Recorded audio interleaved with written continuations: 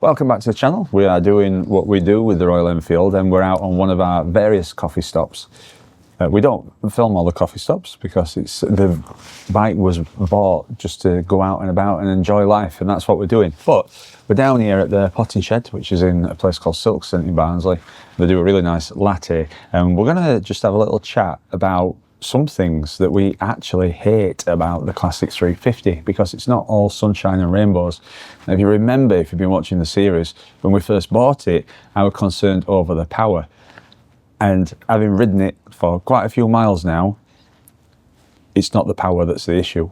It's these other things. So I think I've got my issues and you've got your issues, haven't you, Claire? Yes, I do. So I think we'll discuss your issues first because they're more important. So let's see what Claire's got to say.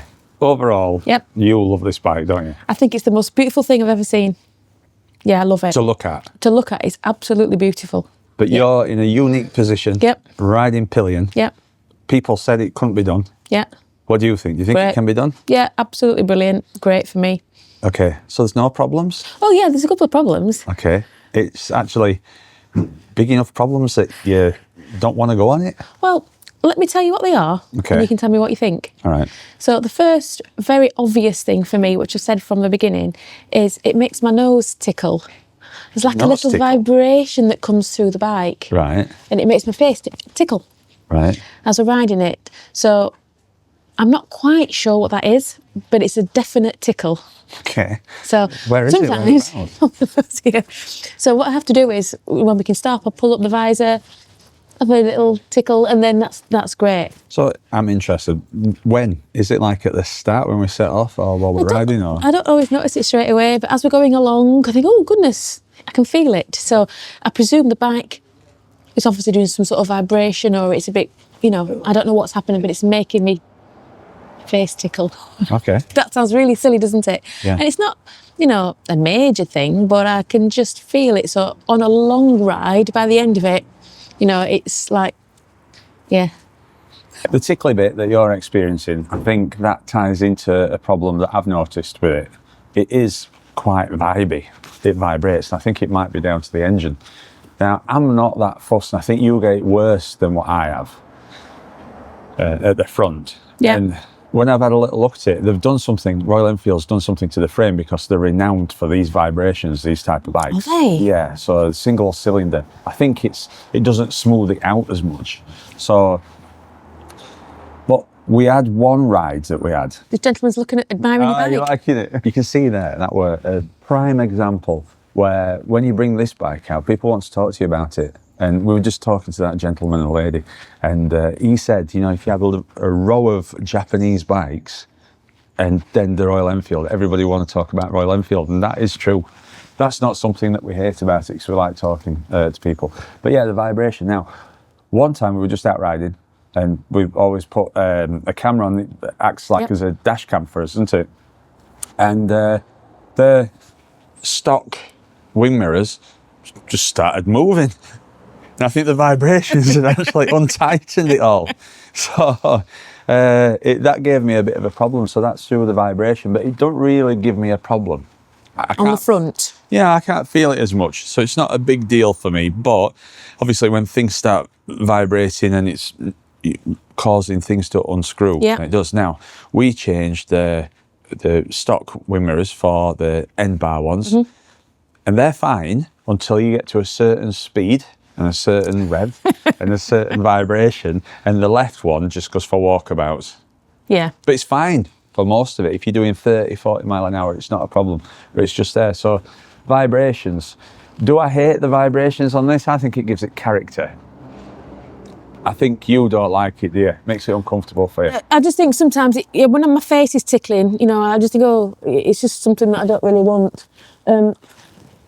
Yeah, it's a thing for me. On the back, it's a definite feeling that I get. So you've been on quite a few bikes as Pillion now. Yeah. And you've also ridden Monkey. Yeah. So how does this bike compare to the others on vibrations? Okay, this is the only bike I've felt vibrations on.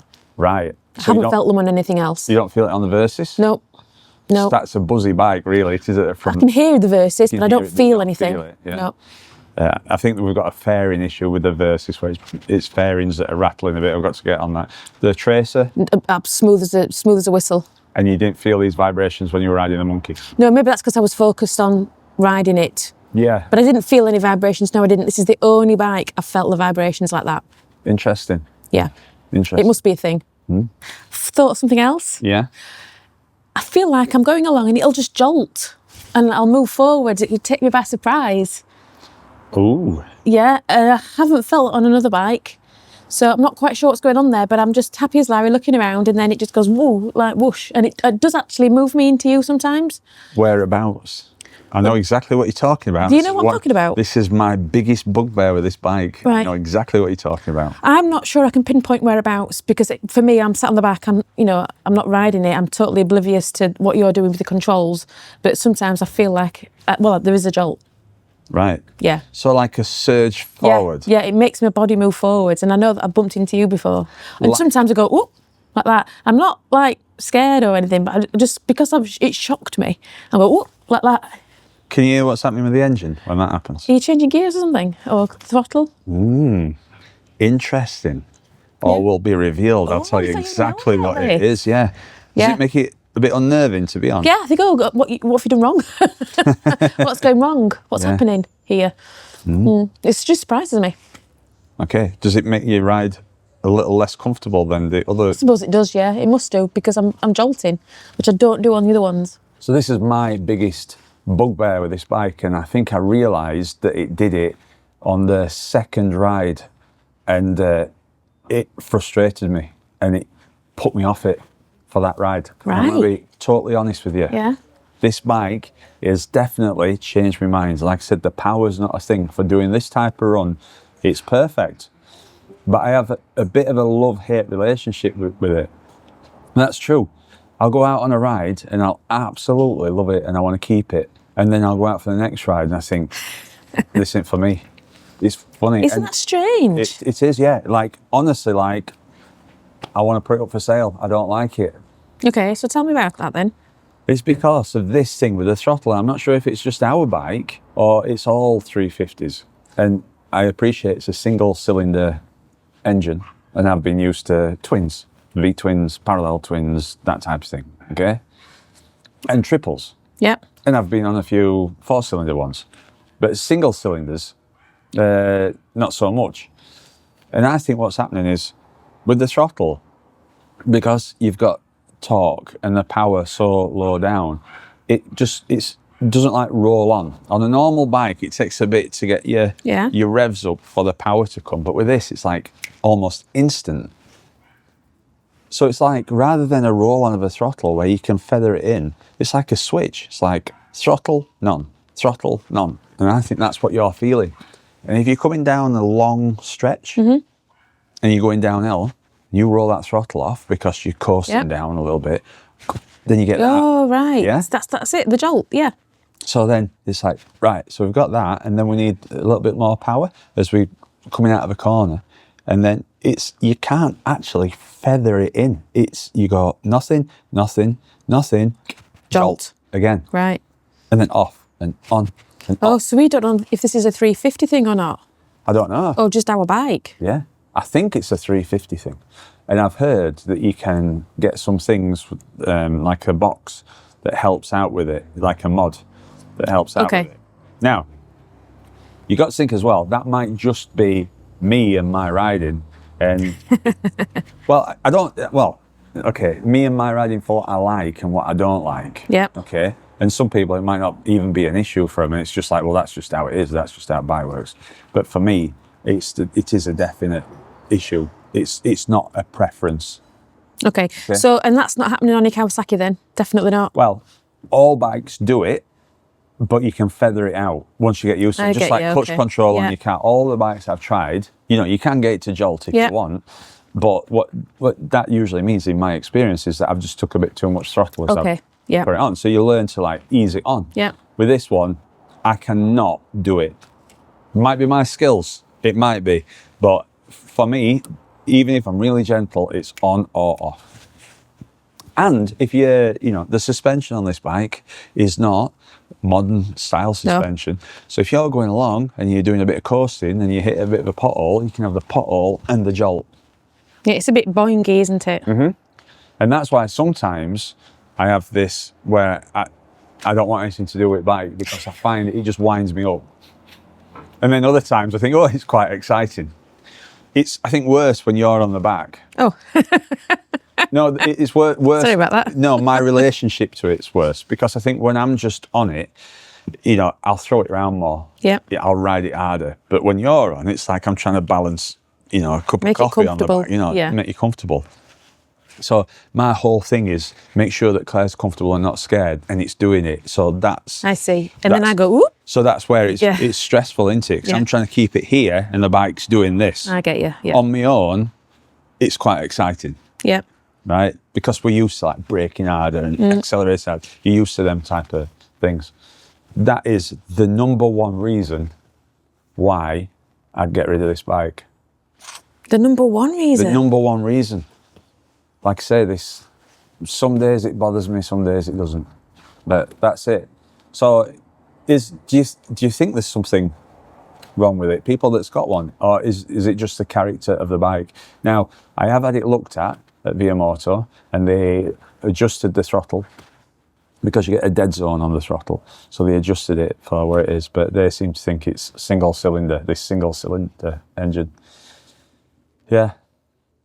Interesting, eh? It is, yeah. So you think it was, the problem would be because there's not enough power, but when you turn the throttle on, it's like there's a bit too much straight away. Yeah. I mean, obviously it's not going to rip your arms off, but it's like the on-off effect. So yeah, I think that little design there, Claire, that is where they've split the frame, and that's supposed to help with the vibration. So imagine without it. So it's a known thing then, really. What's your next bugbear then? Now, it's a small thing, but it's not small to me. Okay. Okay, so getting on is fine. Getting off is a problem for me. Why? It's quite low down. Yeah. So what that means is that I'm sat low down. So if I've got dodgy knees, ladies of a certain age, I have to go whoosh, push down and then up to get off. To get off. And I've got to come up a long way. Right. So anyway, basically what I'm trying to say there is that I find it difficult to get off. Okay. Especially if you've been on it for an hour, couple of hours. Oh, okay. Yeah, because I'm like been in this position for so long, I'm a bit like stiff. So getting off is sometimes hilarious, isn't it? It can take you a while. But it takes me a while to get I can't really see what's happening, so it just, I'm not sure what's happening, but I know it takes a while. It takes a while to get off. There seems to be a bit of rattling about at the back. Yeah. So. That's me getting off. Right. Yeah.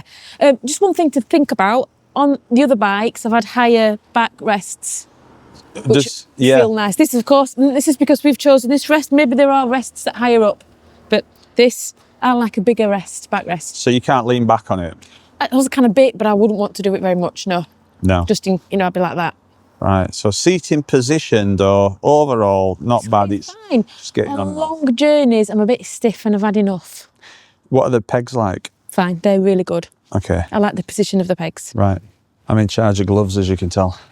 For me, position-wise, overall, it's fine. Now, keep saying this about bikes. I'm 6'4", so a lot of bikes aren't particularly made for my size. However, it's fine for about an hour. An hour in, and I get a bit of a pain in my hips. Yeah, you've said this to me. That came about on the one ride that we did. That's really when I started to feel it. And I think what it is just the way that I'm sat with the pegs. Okay. So that's giving me a bit of pain. And so for an hour, I'm happy. Anything above an hour, I want to get off. So that's a bit like me then on the back? Yeah, it's good for an hour. So would I want to go to the seaside and back? No, I wouldn't want to go to the seaside and back. Is it that much of a problem? I think so, yeah. Don't you think?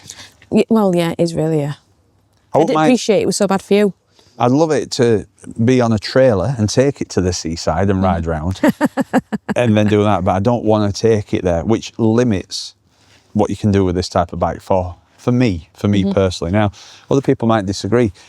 It's all between, you know, how it works for you, isn't it? So because I'm tall, that might limit the duration I can spend on it. Whereas if you're smaller than me, if you're shorter than me, then maybe you don't have a problem. Okay, that's just how it is. So some people might disagree that it's not comfortable with me, but you haven't got these legs. So one thing that I would say, that, you know, back, shoulders and everything else, don't have a problem with that. It's just the hip thing, and these are things that make it a bit different for me. So, and things that I don't like about it, because I keep thinking that there's one bike out there that'll do everything that I want. This is not the bike that'll do everything that I want. Pretty good for putting helmets on. People, That is good. I know people comment, don't put your helmet like this, don't do that. I think the best don't put your helmet somewhere were one that said, don't put your helmet on the floor because a snake will go in it. I think they might have been from Texas or somewhere. There's not that many snakes in Barnsley. I'm not saying there aren't any, but there's not that many. Have you got any more? So I don't have any more. I think my things are quite pivotal for me. Okay. Tell me about you. You've got more. I've got more. Yeah, I have. So, quick one. Yeah. This bike does not wear dirt very well. No. Okay, so like now, would you say we're a dirty bike? You know, No, looks all right. Yeah, but you can see it now. This is my problem. This is the type of bike that should be pristine at all times. Yeah. If this were on the Versys, well, it's a bit of an adventure thing. I feel like I'm doing stuff on this. When I get home, it's going to cool down. It's going to get polished. Oh, so extra work for you, really, then? Yeah, but then when I've done it, it's nice. But right now, I'm feeling like I've got to get it done. So it's just another job. In a, you know, when I've got other jobs to be doing. I've got grass to cut and stuff. But anyway, that's going to have to be done. So that's that. And then there's one more thing that's been annoying me with it. And then after that, I'm done with the things that I hate. And it's this. I don't know if you can see it. It's to do with the gears. So I've got boots on, which is kind of what you'd use. Now look at this. To get my foot under the lever, it's really tricky. Now I've heard that this is a problem with these, and some people change this, and I think I might have to change mine. Now I'm not sure if it's this that gives me this problem, because sometimes what happens is I can't get it out of neutral.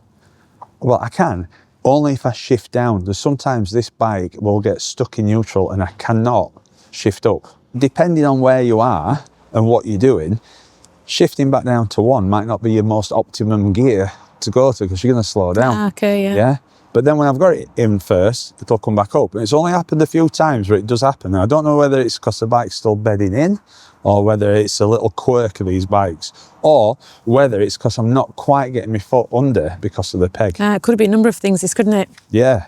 But I think the only way I could get my foot comfortably under that peg as it is, or the lever as it is to be wear some loafers or something like that. But they're not very good for riding bikes, are they?